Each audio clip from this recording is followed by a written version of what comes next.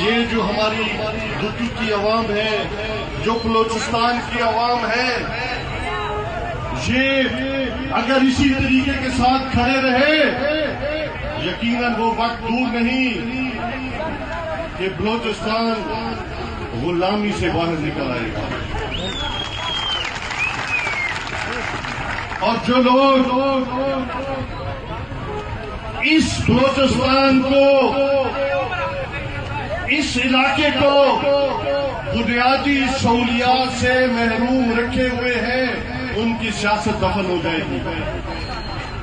جیسے میرے بھائی صدام نے مجھے کہا کہ مجھے وہ ہاسپٹل کے اندر لے کے جائے تو وہاں میں آپ کو معلوم ہوگا کہ ایک ڈسپرین کی گولی نہیں ہے، اس میں کوئی شک نہیں، تھانے میں انصاف نہیں، ہسپتال میں گولی نہیں، عدالتوں میں انصاف نہیں۔ یہ میں سمجھتا ہوں بلوچستان کی عوام فیس کر رہی ہے۔ بلوچستان کے لوگ غلامی میں جکڑے ہوئے ہیں، سرداری نظام کے نیچے۔ آج سرداری نظام ڈگمگا چکا ہے، اور اللہ تعالیٰ قرآن کے اندر فرماتا ہے کہ خدا نے آج تک اس قوم کی حالت نہیں بدلی کہ جب تک آپ کو خود خیال نہیں آئے گا اس وقت آپ کو وہ تبدیلی نظر نہیں آئے گی۔ کیا ہاتھ اٹھا کے بتائیں، کیا آپ عمران خان کے ساتھ کھڑے ہیں؟ وہ پیچھے جتنے بھی لوگ ہیں، کیا خان صاحب جو تبدیلی چاہتے ہیں وہ آپ چاہتے ہیں؟ کیا چاہتے ہیں؟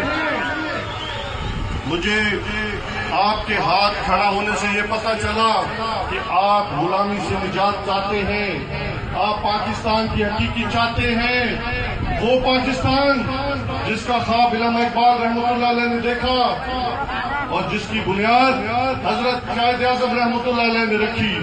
مجھے یقین ہے کہ یہ پاکستان بدلے گا۔ عمران خان جیل میں کیوں بیٹھا ہے؟ آپ کو پتہ ہے کیوں بیٹھے ہیں؟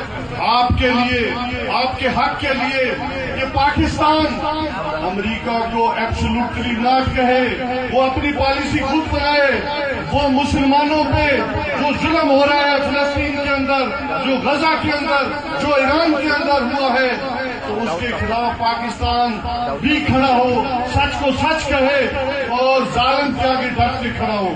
عمران خان کو